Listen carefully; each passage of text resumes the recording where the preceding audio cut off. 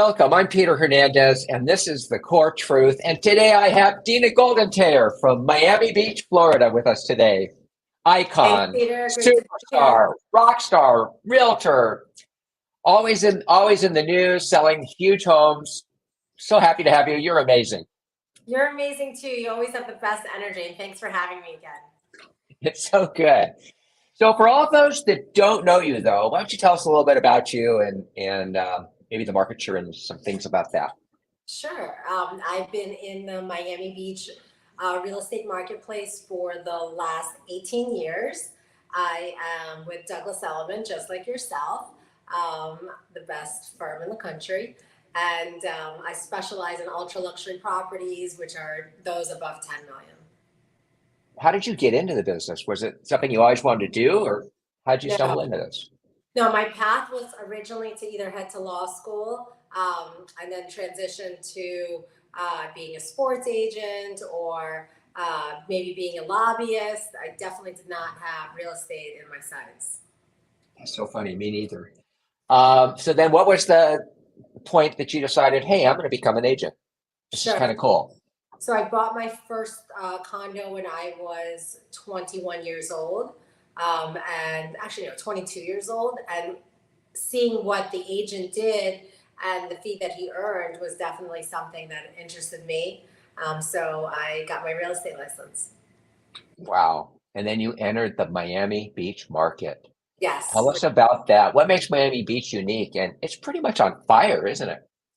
I mean, it's obviously a very strong market compared to the rest of the country, but for us, we have seen a drop off like every other realtor and in any market post COVID. So, had we not experienced that COVID marketplace, this would feel like the best market ever. But because we know what that felt like for 2 years, this just feels like a good market. Yeah, that it's a big adjustment, isn't it? That was like an amazing moment how we in real estate business were not harmed by COVID, but actually helped because Who the would have home became thought? so important. Who would have thought? Who would have thought? So when I think of Miami, I think of gorgeous high-rise condos. I think of waterfront estates with boat docks. Is that the entire marketplace in Miami Beach, or what is the actual No, composition of that's properties pretty. look like? It's luxury high-rise condos, a little bit of boutique condos, and it's waterfront and interior lot homes. So I would say we have four sectors. So I think you were pretty brave just to enter into that high-end luxury market. And I mean, as a new agent, how do you do that? How do you enter into a And marketplace like that? I think that's a misconception, right? Because I've had my license for 18 years. I've been practicing real estate full time, hardcore, and I've been in the luxury and ultra luxury marketplace for the last, let's call it 5 years, right? Hmm. So it didn't happen overnight for me. It happened 13 years in. Now, with the power of Instagram, I see much younger agents or with social media as a whole doing way bigger business that it took me to achieve. It can also be correlated to higher price points being achieved at this point in time, right? Like for me, when I started doing $20 million deals and I was working with agents who were older, for them a big deal at the time may have been 3 million. Hmm. So I think everything is just a reflection of the current time. That's interesting. How do you think Instagram is helping these newer agents? Well, they get to portray a very, glamorous lifestyle. The I'm in the room lifestyle, right? I'm at this event and I'm on this private plane, and it lets them perhaps enter digital circles with that perception, whether they are or aren't. Wow. So I definitely see a lot of agents portraying wealth um, because they're running in those circles.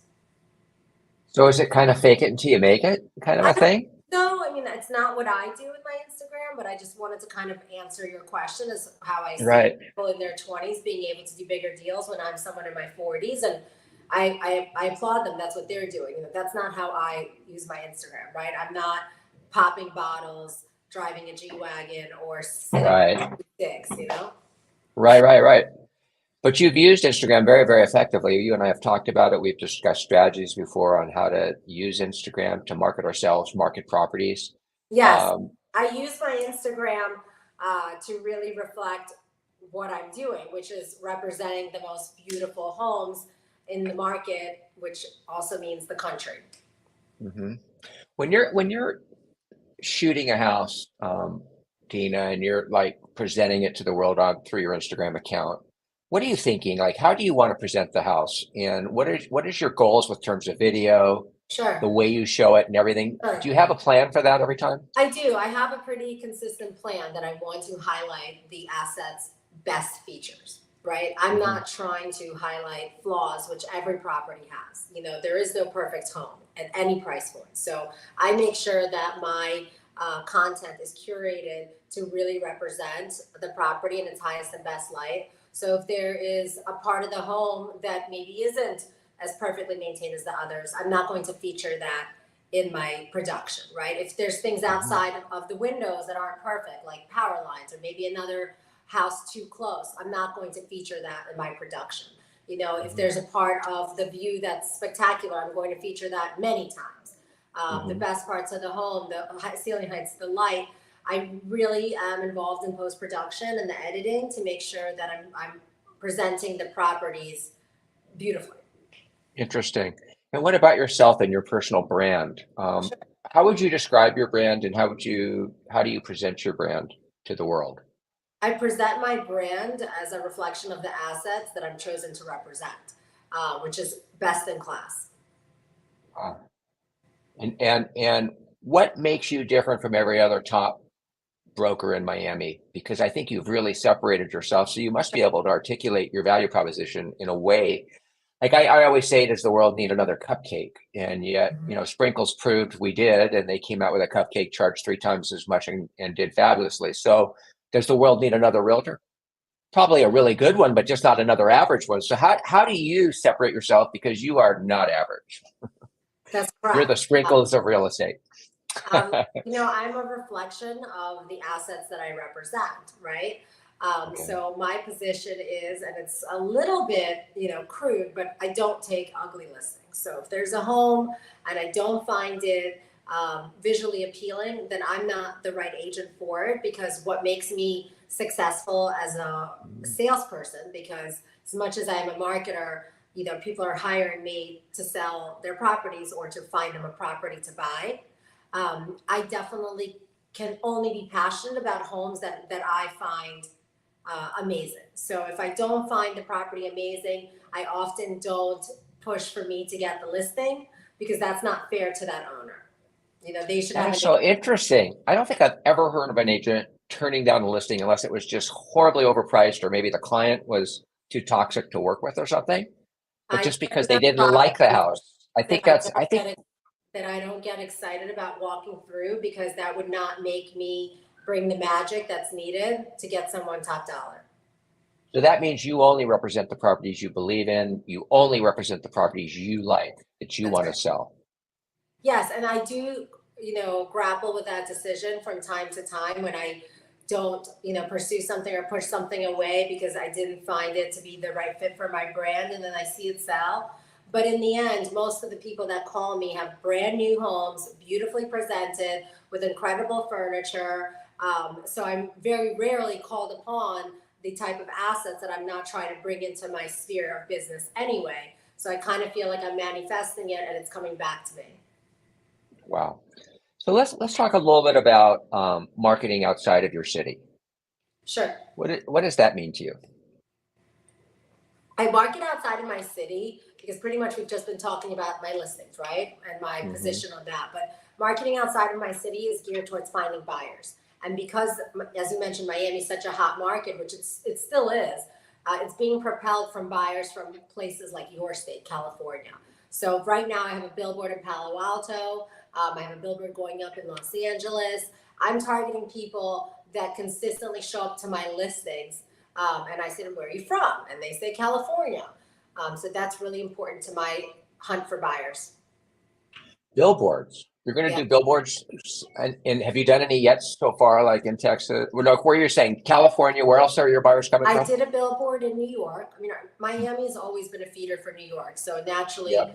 I took a billboard in Times Square about 2 years ago. In the summer, I did something in the Hamptons. Now we're targeting California and Boston, because those are the two states that have passed these millionaire taxes punishing people when they sell their home if it's over Right. a price point, and Florida doesn't do that. Right. Well, I think it's interesting. I think we have so many people fueling your state's real estate market coming from California to there. We're finding that most of the people aren't selling their homes here, though. They're just buying additional properties in Wow, that's Miami. great. You know what I mean? So, well, it's great and it's not great because inventory in California is like 20% of what it normally is. We have nothing to sell. Really? Yeah, and that's what's We don't holding have our that. prices. Yeah, we are holding our prices up so high. We have zero for sale in Los Angeles, particularly where the tax is and stuff like that. So Well, that's if you were not. to put a billboard on Sunset Strip, which would be a really good location for you, and there's really cool billboards there. What would it say? It would say, no mansion tax here. Move to Miami. Wow, just straight to it. Right to it, right? I'm a direct communicator. I love that. I love that. So how does you sold 1.2 billion in real estate in just 2 years? I mean, that's mind-boggling for a typical real estate agent. How does one do that? It's mind-boggling for me as well, because I did the same amount in the last, let's call it, 30 months as I have in the 15 years prior. Wow. Which is kind of leads into what I was saying earlier. All these stats sound so amazing. But like for agents who have been in the business for 10, 20, 30 years, they just didn't have the price points to be able to achieve these type of stats, right? Like for us now, big deal's 25 million. Back then it might have been 10. So everything is like, again, just a reflection of really great marketing and branding to be able to say, I'm doing this, and this is a record, and this is the highest price per foot, but it is just a reflection of the time. Hmm. I mean, it amazes me, and it must amaze you to see some of these numbers and to see people shelling out this much money for things like that. I mean, when I think of California alone, and we had like, I don't know, 8 or 9 sales, maybe 10 sales over $100 million in the last few years. Yeah, To me, that you just guys. boggles my mind. You know what I mean? Like who's laying down $100 million for a house, and then you think about the property taxes on it, you think about the maintenance, upkeep, and all that. It's hefty. I Yet do think it about that, yet there's but no shortage of money, is there? I mean, it's like well, think about who's spending 150 million on a boat. I Like know. I can't justify. Hmm.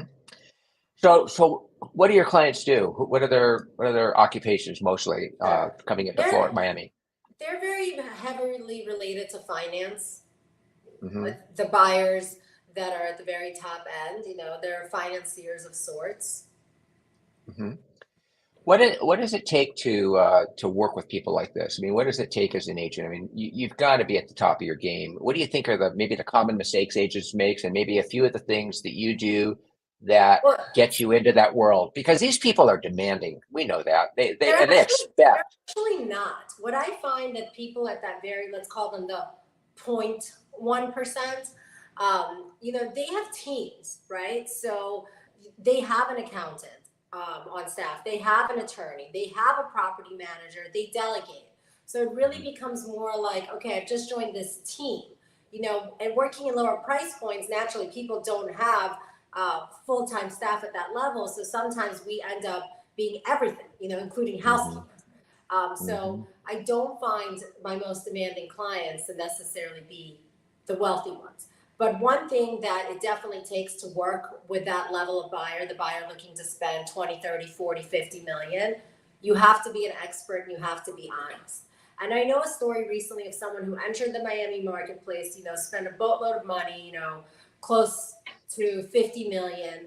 And the broker that they chose to work with was not, necessarily one of the top brokers in town, Hmm. and their position on the situation was, why not give the little guy a chance, right? Mm. And I understood that, and I thought, wow, how great that he just wanted to work with someone that they liked and that it was a fit, but he probably ended up overpaying $10 million for his asset, right? Wow. Right. So now Huge it comes, mistake.